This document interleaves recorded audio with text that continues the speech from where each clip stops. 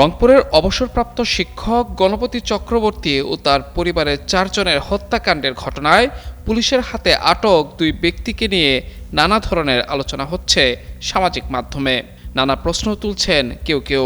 বিশেষ করে আটককৃতদের একজনের গায়ের জামা এবং রংপুরের এক পুলিশ কর্মকর্তার গায়ের জামা একই ধরনের।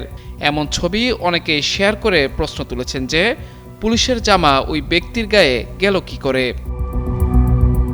কুল অ্যান্টিপারস্পিরেন্ট ডিওডোরেন্ট স্টিক, যা আপনাকে দেবে 24 ঘন্টা পর্যন্ত ঘাম থেকে সুরক্ষা। ওই পুলিশ কর্মকর্তা রংপুর গোয়েন্দা পুলিশের উপপুলিশ কমিশনার সনাতন চক্রবর্তী। এ বিষয়ে গণমাধ্যমকে তিনি বলেন, ওই জামা রংপুরে আমি সহ আরও 200 লোকের আছে। আমার শার্ট আমারই আছে।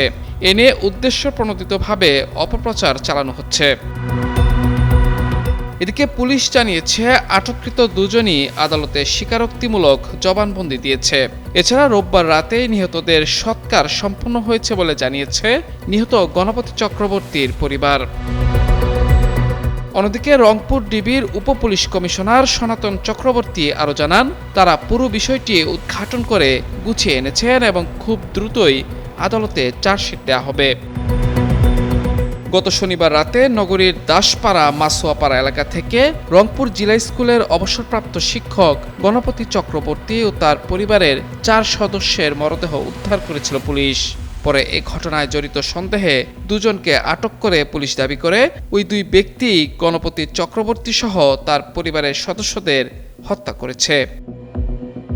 মাহমুদুর রহমান, যুগান্তর নিউজ।